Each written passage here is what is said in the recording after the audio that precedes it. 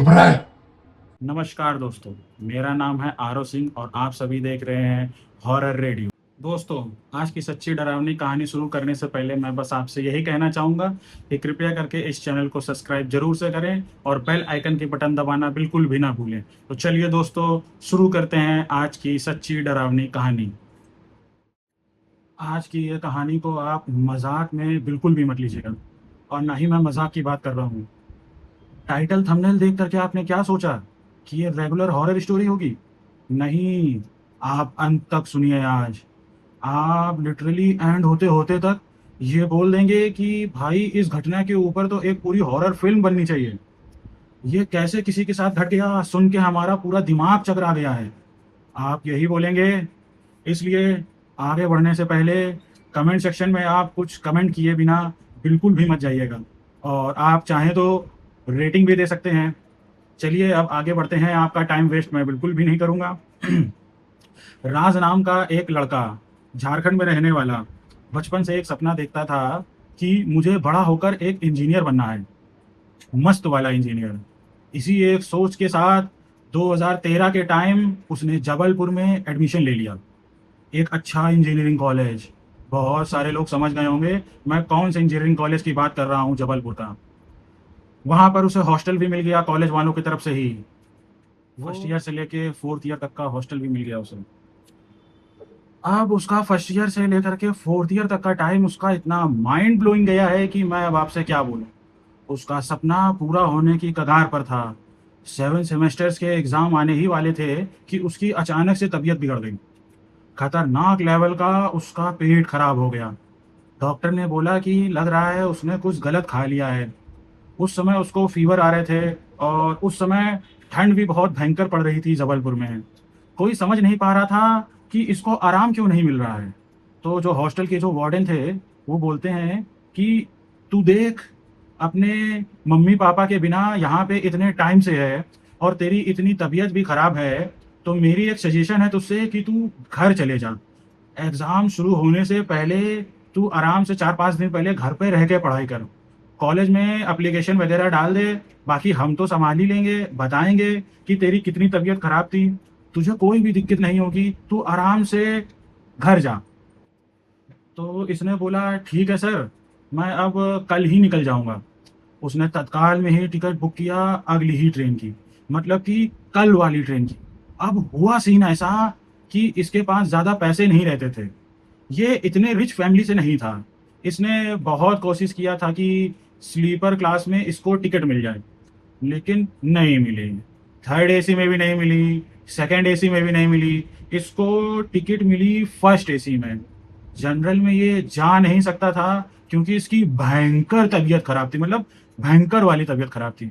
तो जैसे ही ये अपनी ट्रेन आई है, ये अपने कोच में सवार हुआ है कि देखता है कि फर्स्ट एसी में कमरे हैं, A B C D। मेरा कौन सा कमरा है? हाँ, मेरा ये वाला कमरा है लग रहा। उस कमरे में दरवाजा खोल के देखा तो बोला अरे वाह, कमरे के अंदर 2 सीट, एक ऊपर एक नीचे। कोई भी नहीं है ऊपर की तरफ, नीचे वाली तो मेरी सीट है यार, ये तो बढ़िया हो गया। वो अंदर गया, अपना सामान वामान जमाया और बोला यार मस्त है, जब तक ऊपर में कोई आ नहीं रहा है तब तक मेरा राज्य है इस कमरे में। तो वो थोड़ा खुश भी हुआ, उसको एक अंदर से हैप्पीनेस जैसी फीलिंग महसूस हुई, क्योंकि वहां पर हॉस्टल में रहते रहते उसे बहुत ज़्यादा मतलब क्या होता है कि कई बार अगर आप एक ही जगह रह रहे होते हैं तो कई बार आपको इरिटेटिंग होने लगता है। तो तबीयत खराब खराब इसे ऐसा होने लगा था, तो इसको फर्स्ट एसी का माहौल काफ़ी अच्छा लगा। थोड़ी ही देर हुए उसको सेटल हुए वहां पे कि अचानक से इसके कैबिन में बड़ी भयंकर बदबू आने लगी। अब ये देखता है कि ये किस चीज की बदबू है, और ये बदबू असहनीय होती जा रही है, और सेकंड दर सेकंड ये बहुत ज्यादा बढ़ती जा रही है। तो ये बोला कि फर्स्ट एसी की टिकट है, और अटेंडेंट वगैरह तो यार बहुत होते होंगे, मैं सुना हूँ। मैं उससे पूछता हूँ कि यार यहाँ पे स्मेल बहुत आ रही है, क्या साफ ऑफ नहीं किया है क्या? तो बाहर निकलता है, अटेंडेंट से बोलता है कि यार फर्स्ट एसी कैबिन में हमारे स्मेल बहुत आ रही है। तो अटेंडेंट बोलता है कि सर किस बात की बदबू? यहाँ पे तो कोई बदबू नहीं आ रही, आप क्या बात कर रहे हैं सर? अब क्या था कि ये स्मेल इतनी सर पर चढ़ने वाली हो गई कि कोई सांस ना ले पाए। और वो अपनी मतलब ऐसे लिटरली नाक पकड़ा हुआ है और बोलता है, क्या बात कर रहे हो, मैं यहाँ पर सांस नहीं ले पा रहा हूँ, तुम कैसी उल्टी बात कर रहे हो, यहाँ पर तुम खाली रूम फ्रेशनर ला करके मार दो, तुम्हें क्या तकलीफ हो रही है। तो वो बोलता है, अरे सर, अगर वो स्मेल आ रही हो तो मैं मारूं, जरूर मारूं, मगर बिना स्मेल के आप क्यों इतना परेशान हो रहे हैं, क्यों इतना हाइपर हो रहे हैं। तो इन लोगों की यहाँ पर बहस होने लगी इस टॉपिक पर। तो इतने में ही एक अंकल जो कि बाजू वाली कैबिन में रह रहे होंगे, वो आए और उनकी बहस को सुन लिए। तो ये भी बोलता है कि अरे, अरे, वो नाक दबा के बोलता, अरे अंकल जी, यहाँ पे आपको स्मेल नहीं आ रही है क्या, मेरे यहाँ पे इतनी गंदी तरीके से स्मेल आ रही है, मतलब वो नाक दाब करके बोलता है। तो अंकल जी बोलते हैं, बेटा, यहाँ पे तो कोई भी स्मेल नहीं आ रही है। तो बोलता है, अरे अंकल, मैं यहाँ पे सांस नहीं ले पा रहा हूँ। तो अंकल जी बोलते हैं समझाते हुए अटेंडेंट को, अरे देखो देखो भाई, अगर लड़के को स्मेल आ रही है तो तुम एक बार रूम स्प्रे मारकर छोड़ दो ना, क्या तकलीफ हो जाएगी, क्या एक बार रूम स्प्रे मारने में क्या पूरा रूम स्प्रे तुम्हारा खत्म हो जाएगा। तो अटेंडेंट ने बोला, ठीक है, मार देता हूँ, ठीक है। वो गया वहां से और रूम स्प्रे लिया और एकदम मार, जैसे रूम स्प्रे मारा जाता है ना, जुजू जुजू जुजू करके मार दिया। अब ये जो जुजू जुजू वाला जो रूम स्प्रे था, उससे भी इसकी रूम स्मेल नहीं गई। अब वो देखता है, सोचता है, यार ये क्या इरिटेटिंग चीज है, मैं कहाँ फंस गया, ये कैसी स्मेल आ रही है, ऐसे तो मेरी तबीयत और ज्यादा खराब हो जाएगी। तो उसने अपना गमछा निकाला और अपने गमछे से अपना पूरा मुंह बांध लिया। अच्छा क्या है कि ठंड इतनी थी तो चलता भी है, एकदम जैकेट वैकेट सब आराम से पूरा अपने ऊपर डाल लिया है। अब ये ट्रेन जबलपुर से कितने बजे निकली थी वो भी मैं आपको बता देता हूँ, क्योंकि मेन पॉइंट वो है। जबलपुर से इसकी ट्रेन जो है काफी ज्यादा लेट हो गई थी। तो इसकी जो ट्रेन थी वो 2 बजे के आसपास ट्रेन इसको जबलपुर से मिली थी। रात के 2 बजे ये ट्रेन में सवार हुआ था। इस वजह से इसको बहुत ठंड लग रही थी, तो इस वजह से इसने हुडी, गमछा और ये सब पहन रखा था और स्मेल की वजह से बांध रखा था। तो वो सोचता है कि मैं सो जाता हूँ, भूख ऊख तो लग नहीं रही है और उसकी तबीयत भी थोड़ी खराब है, तो लगता है। तो स्मेल भी वहां पे बहुत ज्यादा फैली हुई है। ये अपने बैग में अपना खाना रखा हुआ था। क्या रखा था? चिकन रखा था। 2 प्लास्टिक के डिब्बे थे और दोनों डिब्बों में भर भर के चिकन रखा था। और रोटियां जो हैं, इसने एल्यूमिनियम का जो पेपर होता है उसमें बांध के रखा था। सोचा था कि अपना चिकन खाऊंगा रात में आराम से, लेकिन यहाँ पर ट्रेन में फैली इस स्मेल से वो पगलाया जा रहा था। ये अपना मस्त एकदम बांध होंद लिया और सो गया। अब सोए हुए इसको लगभग 1 घंटे हुए होंगे। अभी भी इसका पूरा कूप खाली है और ये अपने कूप में पूरा अकेला है। 1 घंटे हुएंगे और अभी रात के 3 बजे होंगे। रात में इसको कुछ खटर खटर खटर खटर करके कोई आवाज सुनाई देती है। अब ये इस चीज को इग्नोर करता है और ऐसे अपना हाथ कान में रख करके सो जाता है। तो क्या होता है कि उसी पल इसको ऐसा आभास होता है कि इसको एक ऐसा आभास होता है कि मेरे कूप से एक अजीबोगरीब एक जलने वाली स्मेल आ रही है। तो ये क्या करता है कि आंखें खोलता है और देखता है कि पूरे कूप में एकदम धुआं ही धुआं, धुआं ही धुआं, जैसे कहीं कोई आग लग जाए, छोटी सी कहीं कोई चिंगारी पकड़ ले, जैसे ही पूरे में कोई फैब्रिक में आग पकड़ ले तो पूरा धुआं धुआं धुआं धुआं हो जाता है। तो सेम वैसे ही पूरे में एकदम धुआं धुआं हो गया। ये हड़बड़ा करके उठा और भागते हुए अटेंडेंट वाले कमरे में गया। बोला, अरे भाई साहब, भाई साहब, मेरे कमरे में चलिए, मेरे कूप में चलिए, ऐसा लग रहा है आग लग गई है, पूरा धुआं धुआं हो रखा है। तो अटेंडेंट भी क्या होता है कि घबरा जाता है, बोलता है, यार क्या बात कर रहे हो, ऐसे बोल रहे हो, कुछ सायरन वायरन कुछ तो बजता। तो वो सब भागते भागते उस रूम में, उस कूप में पहुंचते हैं। वहां पे देखता, क्या कुछ भी नहीं है, इसका पूरा कूप एकदम नॉर्मल, ना ही जलने की कोई स्मेल है, ना ही किसी प्रकार का कोई धुआं है। तो अटेंडेंट इससे बोलता है कि भाई कोई तकलीफ हो तो तुम मुझे बता दो, मैं क्या तुम्हें बुरा लग रहा हूँ क्या? पहले तुम मुझे बोलते हो कि बिना मतलब की स्मेल आ रही है, अब बोलते हो कि आग लग गई, मतलब इतनी सीरियस बात मैंने बोली, ऐसा तुमको कुछ समझ में आता है? तो ऐसा बोल करके इसको डांट दिया उस अटेंडेंट ने और वो चला गया अपने रूम की तरफ। इसने बोला, यार ये कैसे हो सकता है, स्मेल तो बहुत प्रॉपर आई थी, धुआं भी एकदम क्लियर दिखा था, बाहर निकलते तक भी मैंने एकदम पलट कर देखा है कि कूप में धुआं धुआं हो रहा है, और मैं लौट के जैसे ही इसके साथ आया तो ये कैसे गायब हो गया सब कुछ। हो सकता है कि यार मेरा वहम हो सकता है, चलो इस बात को मैं इग्नोर मारता हूँ, जाके आराम से सोता हूँ। अब वो फिर से गया सोने के लिए और उसकी नींद लग गई आराम से। अब उसने दवाई-ववाई खाई और उसकी वजह से नींद जल्दी लग गई। लगभग 20 मिनट बाद 3:20, 3:25 ऐसा ही कुछ समय हुआ रहा होगा। इसको फिर से कटर, कटर, कटर, कटर की आवाज़ सुनाई देती है। जैसे कि कोई कड़ी चीज़, जैसे कोई हार्ड चीज़ लेकर के चबा रहा हो। तो जैसे कुछ चबाने की नहीं आवाज़, जैसे कटर, कटर, कटर की ऐसी आवाज़ आती है, वैसे ही इसको कुछ आवाज़ आ रही थी। तो इसने सोचा कि यार ये क्या है यार? फिर से ऐसी कुछ कटर, कटर, कटर की आवाज़ आ रही है। कुछ गड़बड़ तो नहीं है इस कूप में? तो वो हल्की सी मतलब एकदम हल्की सी आँख खोल करके देखता है और बोलता है कि यार कहीं पता नहीं ये कोई सपना है कि हकीकत है, और आँख खोल करके नीचे देखता है।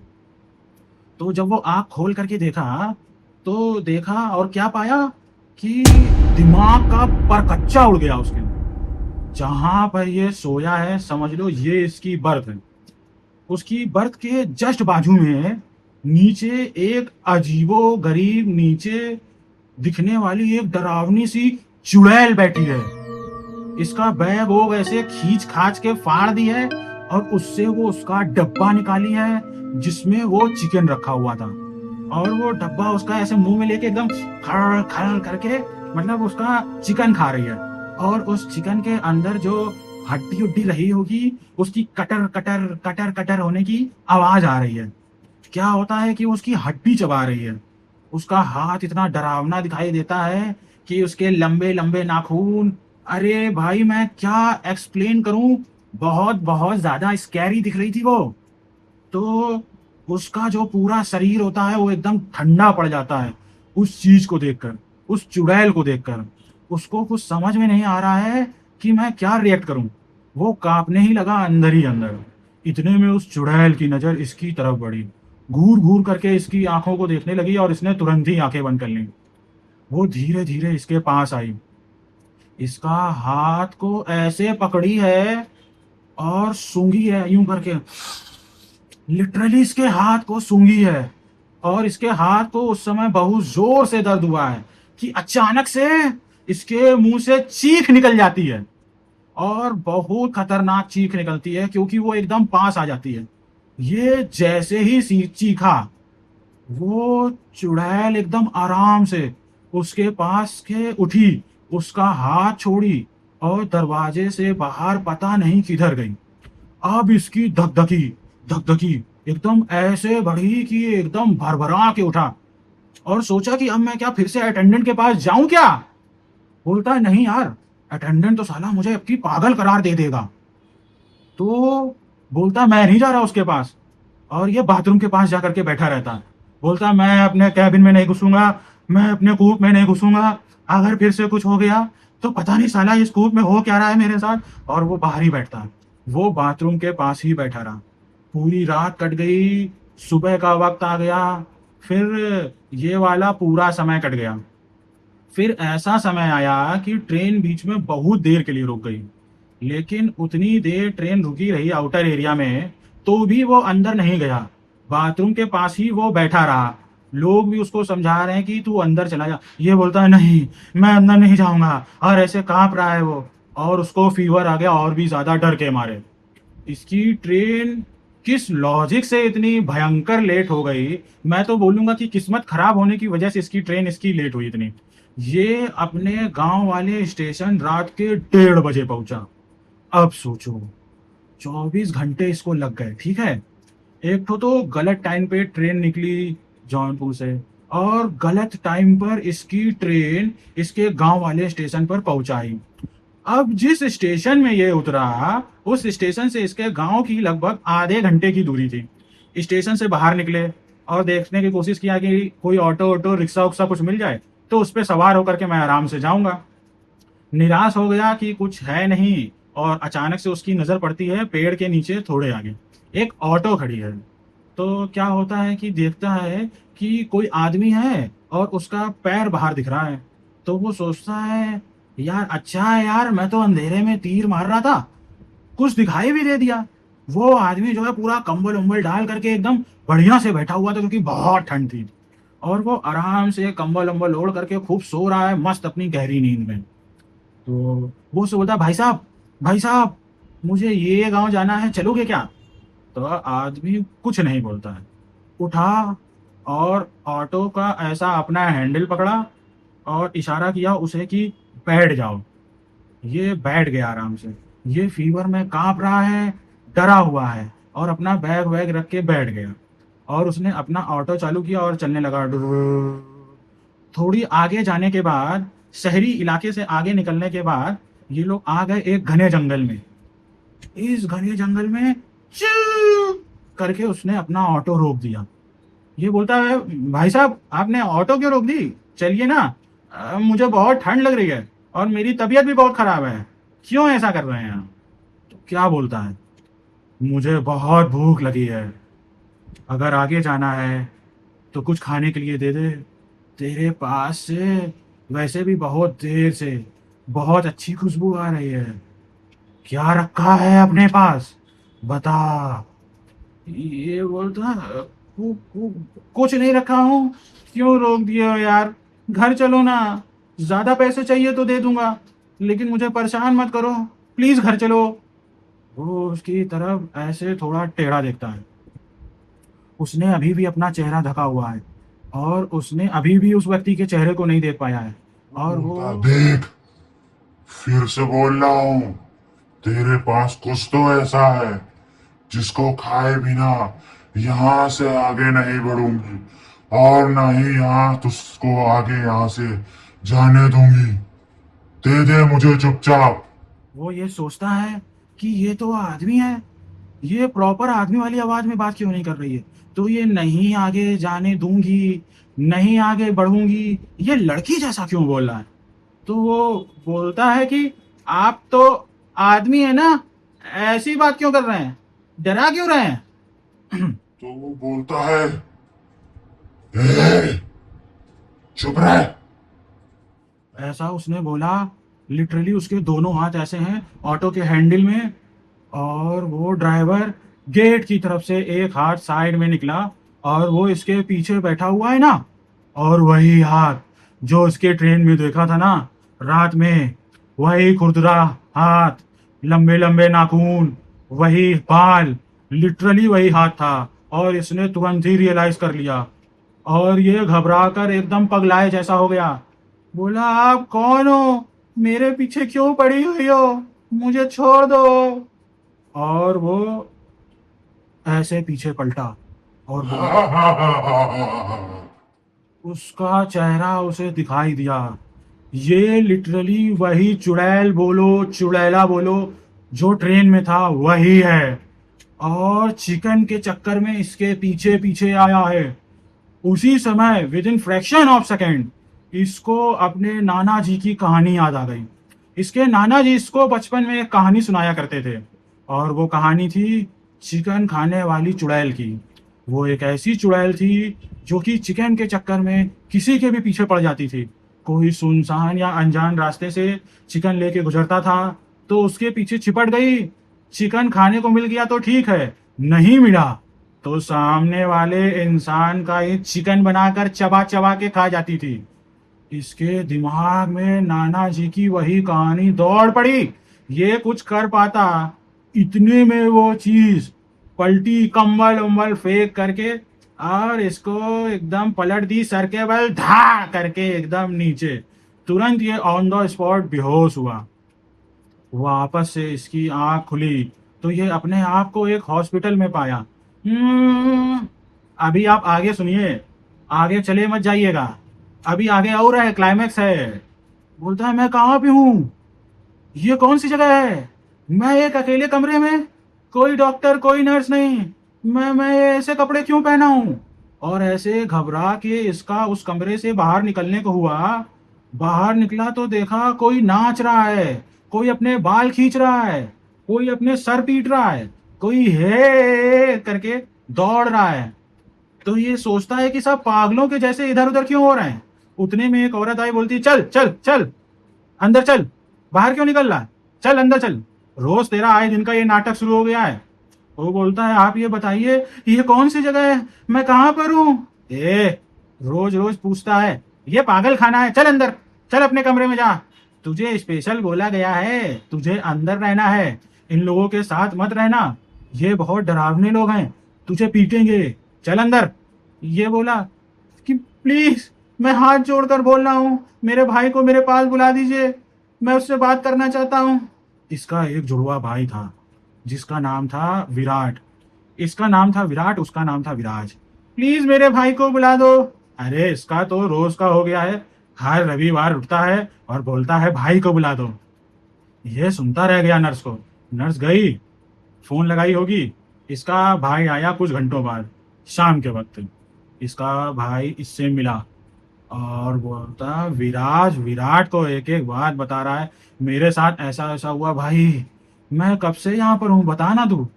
विराट विराज का हाथ पकड़ता है, कहता है कि 7 साल हो गए हैं विराज, हर रविवार को तू ऐसे ही जागता है। नर्स को चिल्ला चिल्ला कर कहता है कि मेरे भाई को बुला दो। मैं इसी हिसाब से तेरे पास आता हूँ, तेरे सामने बैठता हूँ, तू वही कहानी मुझे सुनाता है।